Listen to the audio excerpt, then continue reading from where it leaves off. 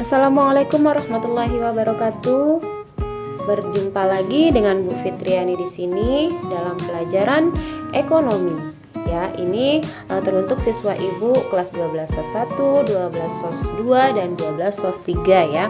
Nah, sekarang kita akan melakukan praktik mencatat jurnal khusus dan jurnal umum dalam siklus perusahaan dagang. Silakan disimak ya. Oke, nah di sini yang akan kita bahas yaitu pertama jurnal khusus. Jurnal khusus ini terdiri dari jurnal pembelian, jurnal pengeluaran kas, jurnal penjualan dan jurnal penerimaan kas. Dan yang kedua di sini yang akan kita bahas adalah yaitu jurnal umum ya. Nah, sekarang dalam kegiatan jurnal umum kita lihat ini ada transaksi-transaksi yang terjadi di dalam satu bulan ya. Di sini dari tanggal 1 sampai tanggal 30 ya. Itu terjadi di tahun 2015 ya. Ini kita akan menyelesaikan pencatatan jurnal khusus dan posting ke buku besar, tapi kita pertamanya kita menyelesaikan jurnal khusus dulu ya dan jurnal umum. Nah, ini pada yang terjadi pada tuku murah. Nah, di dalam jurnal khusus tadi sudah ibu katakan terdiri dari jurnal pembelian. Nah, jurnal pembelian ini apa saja sih kira-kira kegiatan yang terjadi di dalam jurnal pembelian?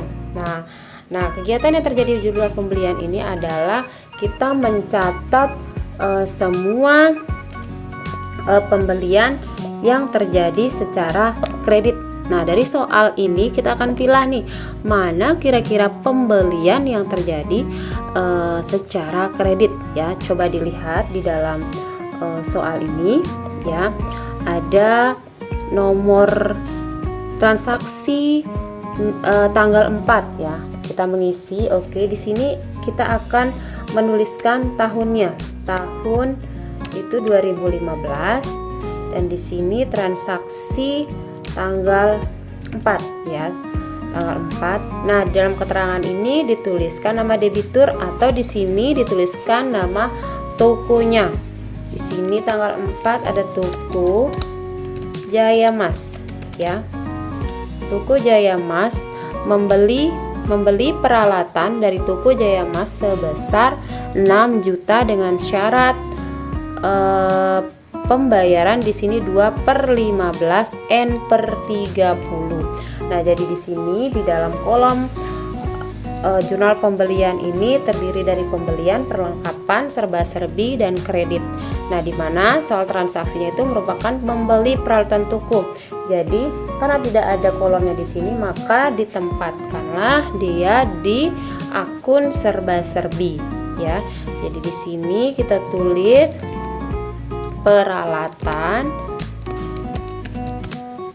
toko sejumlah 6 juta ya. Oke, dan di sini akan terisi kolom utang dagang juga sebesar 6 juta rupiah. Oke, kenapa? Jadi analisisnya karena kita membeli secara kredit, maka di situ peralatan kita bertambah di debit, maka utang kita juga akan bertambah di posisi kredit ya. Seperti itu ya analisisnya ya, karena kalian jangan sampai melupakan bagaimana analisis pada saat kita belajar mengenai persamaan dasar akuntansi di semester 1 ya. Nah, selanjutnya kira-kira tanggal berapa lagi nih yang melakukan pembelian secara kredit? Nah, kita lihat di situ ada tanggal 6 membeli barang dagangan dari UD Rezeki sebesar 5.300.000 dengan syarat 2/10 N/30. Mari kita isi ya. Oke, di sini tanggal 6, nama debiturnya ya adalah UD Rezeki. Ya, di sini bunyinya dia membeli barang dagangan, berarti di kolom pembelian di debit akan terisi sebesar 5.300.000 rupiah. Maka di posisi kredit itu terisi utang dagang sebesar Rp5.300.000. Oke, terus tanggal berapa kira-kira lagi membeli barang dagangan? Nah, di sini ada tanggal 8 ya. Coba kita baca tanggal 8. Membeli perlengkapan toko dari toko Santosa sebesar Rp3.500.000 dengan syarat 3/15 N/30. Nah, anak-anak ya, apabila di soal transaksi itu bunyinya dengan syarat pembayaran, maka itu tandanya melakukan pembelian atau penjualan secara kredit ya. Jadi di sini kita tulis tanggal 8 lagi. Membeli perlengkapan, di kolom perlengkapan di debit akan terisi, kita isi keterangannya dulu di sini dari toko Santosa. Perlengkapan di debit sebesar Rp3.500.000. Oke, maka di sini kolom utang dagang di posisi kredit juga akan terisi sebesar Rp3.500.000. Oke, tanggal selanjutnya yaitu tanggal 9. Oke, masih kita isi tanggal 9, yaitu Bude Cemerlang melakukan pembelian barang dagangan sebesar Rp4.800.000 ya, di kolom pembelian, dan utang dagang juga terisi Rp100.000. Oke, jadi ini adalah transaksi-transaksi yang masuk ke dalam jurnal pembelian. Kira-kira ada lagi nggak? Coba kita perhatikan lagi soalnya. Oke, sudah tidak ada lagi ya. Jadi hanya 4 transaksi saja yang masuk ke dalam jurnal pembelian. Nah, sekarang kita akan jumlahkan ya. Nah, fungsinya menjumlahkan ini adalah supaya kita akan lebih mudah untuk melakukan rekapitulasi nanti di akhir ya. Nah, sekarang kita lanjutkan untuk mencatat jurnal pembelian ya, mencatat rekapitulasi jurnal pembelian. Nah, fungsi dari rekapitulasi ini adalah untuk memudahkan kalian untuk melakukan posting ke dalam buku besar. Nah, sekarang kita mulai dari tanggal yang terkecil ya. Itu ada peralatan toko. Kodenya di situ sudah ada, tinggal dituliskan kodenya 121 sebesar 6 juta. Ini debit. Ya, sesuaikan ya posisinya ya. Yang kedua ada pembelian. Pembelian juga di kolom debit. Kodenya 421 sebesar 10 juta ya, 10.100.000. Nah, yang berikutnya ada perlengkapan. Kodenya di situ 113 sebesar 3.500.000. Oke. Pada utang dagang di kredit sebesar. Nah, ini akan tulisannya akan menjorok ke dalam karena dia posisinya berada di sebelah kredit. Utang dagang sebesar 19.600.000. Oke. Sekarang kita jumlahkan. Di sini sudah jelas ya, 19.600.000 dan tentunya di kolom kredit juga akan sama, dia sejumlah 19.600.000. Kita buktikan ya dengan sama dengan average ya, di sini tambah E22 tambah E23 tambah E24 ya. Oke, kita enter. Nah, di situ sudah seimbang antara kolom debit dan kolom kredit. Jadi di sini pekerjaan kita sudah benar ya. Di jurnal pembelian sudah fix selesai dan akan kita lanjutkan ke jurnal yang Oke, sekarang kita lanjutkan ya ke jurnal pengeluaran kas. Sebelumnya, jurnal pengeluaran kas ini adalah kegiatan-kegiatan yang kita melakukan pengeluaran kas secara tunai dari perusahaan ya. Nah, contohnya seperti kita melakukan pembelian barang, perlengkapan, dan peralatan secara tunai. Terus kita melakukan pembayaran utang. Terus di sini kita melakukan pembayaran gaji, misalkan pembayaran listrik, air, telepon, atau pembayaran sewa dan pembayaran yang lainnya yang sekiranya kita melakukan pengeluaran secara tunai ya. Nah, kita lihat di dalam transaksi dari tanggal 1 sampai tanggal 30, kira-kira tanggal berapa yang kita melakukan pengeluaran kas secara tunai ya. Ya, itu ada tanggal 2 ya. Nah, di sini kita tuliskan tahunnya dulu. Oke, tahunnya 2015. Di situ tanggal 2. Keterangannya di situ suppliernya ya, toko kecil. Oke, toko kecil.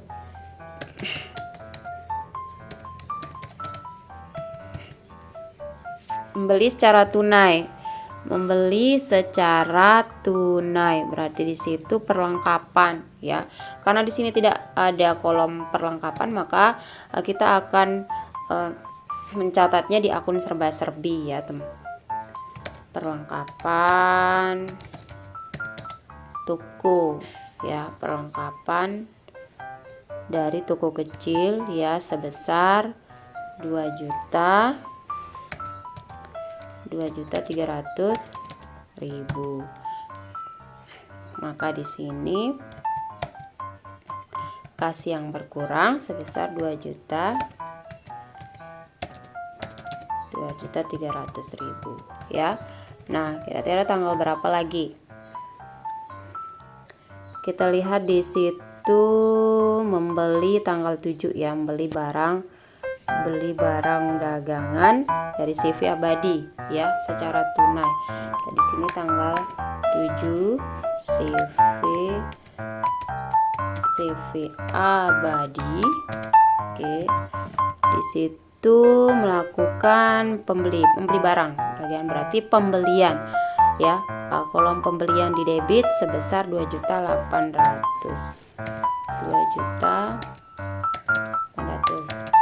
Oke.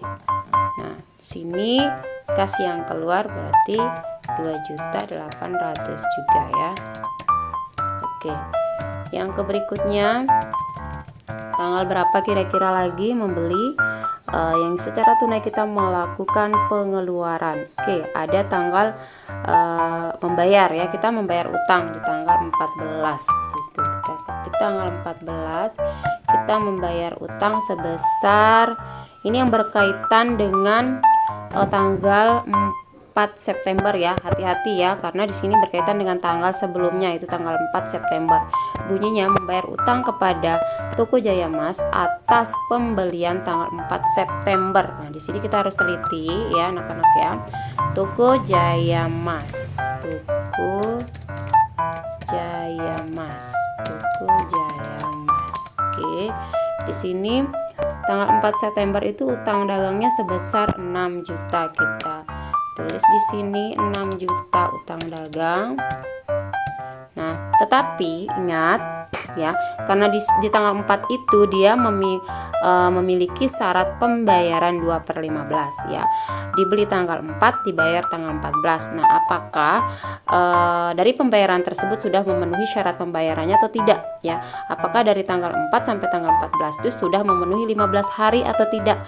Kurang dari 15 hari, kalau kurang dari 15 hari maka toko tersebut mendapatkan potongan sebesar 2%. Apabila dia lebih dari 15 hari, maka dia tidak mendapatkan potongan 2% ya. Dan jangka waktu jatuh temponya 30 hari dari tanggal transaksi. Nah, kita hitung dari tanggal 4 sampai tanggal 14 itu dia membayar sebelum tanggal 15. Jadi di sini dia mendapat potongan sebesar 2% ya. Jadi di sini ada mendapat potongan sebesar 2%. 2%-nya dari 6 juta itu adalah 120.000. Oke. Jadi di sini kas yang dibayarkan itu hanya sebesar 5.880.000 rupiah ya. 80.000 rupiah. Jadi kas yang dibayarkan tidak 6 juta karena dia mendapatkan potongan 120.000, maka kas yang akan dibayarkan, utang yang akan dibayarkan sebesar 5.880.000 rupiah. Oke. Dan sudah ya. Nah, jadi itu harus hati-hati ya. Nah, tanggal berapa lagi kira-kira yang melakukan pengeluaran kas? Nah, ada tanggal 20. Tanggal 20 lagi membayar utang. Tanggal 20 itu berkaitan dengan tanggal 6 September ya. Dia membayar utang di tanggal 6 September sebesar 5.300.000. Utangnya 5.300.000. Oke, kita tulis keterangannya dulu. Udah rezeki. Udah rezeki. Berutang 5.300.000. Kita perhatikan lagi dari tanggal 6 September sampai tanggal 20 itu apakah dia mendapat potongan atau tidak ya, dari tanggal 6 sampai tanggal 20. 20 dengan syarat 2/10 ya, itu sudah lewat. Jadi dia tidak mendapat potongan, sehingga di sini tidak ada potongannya yang didapat karena sudah melebihi dari syarat pembayaran ya. Maka di sini utang yang tetap dibayarkan itu tetap sebesar 5.300.000. Oke ya. Kira-kira tanggal berapa lagi di sini? Ada tanggal 28. Oke, tanggal 26 membeli peralatan toko dari peralatan toko secara tunai ya, membeli peralatan. Di sini keterangannya membeli peralatan secara tunai, berarti di sini peralatan, berarti karena tidak ada kolomnya di bagian kolom, maka dia akan ditempatkan, ditulis di serba-serbi ya. Ingat, berarti peralatan toko, peralatan toko sebesar berapa? 500.000 rupiah. Oke, 500.000 rupiah. Berarti kas di sini juga 500.000 rupiah. Baru setelah itu tanggal 28 yaitu Bude Cemerlang. Bayar utang dagang di tanggal 9 sebesar 4.800.000. Karena dia tidak mendapatkan potongan melebihi dari syarat pembayaran, maka utang yang dibayarkan tetap sejumlah 4.800.000 rupiah. Oke, jadi sudah habis ya. Nah, sekarang semua transaksi sudah masuk. Sekarang giliran kita akan melakukan penjumlahan ya, total keseluruhannya. Ini gunanya untuk kita memudahkan merekapitulasi nantinya ya. Jadi di sini sama dengan average ya, E8 ditambah E9 tambah E11 ya, E11. Oke, itu 16.100. Ini sama dengan, ini ditulis saja 2.800.000. Oke, ini tidak usah diakumulasikan karena ada dua akun yang berbeda. Ini kasnya, jumlahkan kasnya berapa di sini dari E6 ya, dari J6 tambah J7 tambah J8 tambah J9 tambah J10 sampai J11 ya. J11 enter. Oke. Dan di sini kita ketik saja 120.000 potongan pembelian. Nah, jadi sekarang tinggal kita melakukan rekapitulasi dari rekapitulasi ini bisa dari tanggal yang terkecil atau kita urutkan sesuai dengan kode akunnya ya. Tapi kita di sini sesuai dengan dari tanggal yang terkecil ya, dari atas ya. Perlengkapan kodenya berapa? Kodenya di sini. Kodenya perlengkapan di sini ada 113 ya. 113 jumlahnya 2.300.000 di debit. Oke. Yang kedua di situ ada pembelian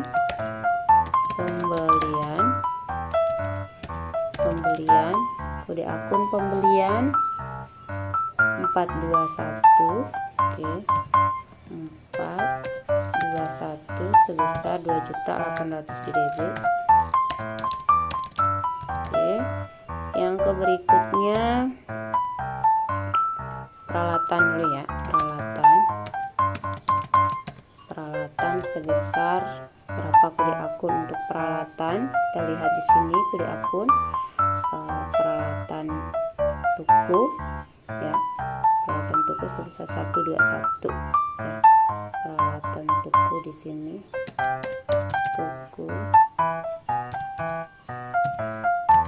121 sebesar 500.000 dan utang dagang di debit sebesar utang dagang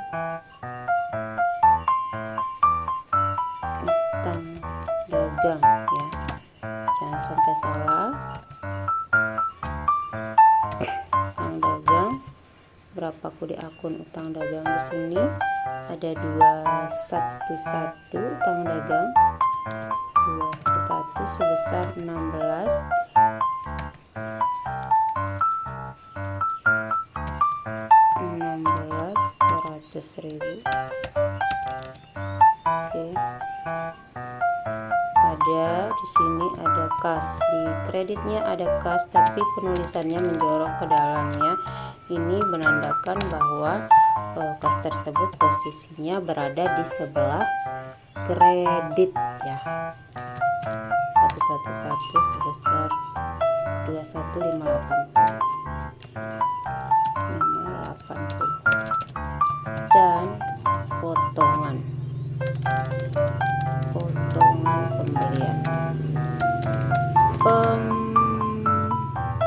pembelian Oke, berapa kode akun potongan pembelian? Kita lihat di sini 422 ya. 422 sebesar 120.000. Sekarang tinggal kita jumlahkan semuanya ya. Oke, kita jumlahkan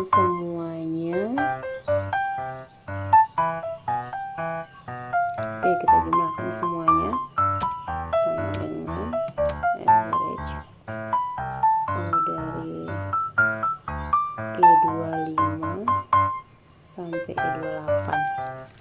Oke, 25 tambah E26 E27 E28. Oke. Dan di sini juga kita jumlahkan juga dari F29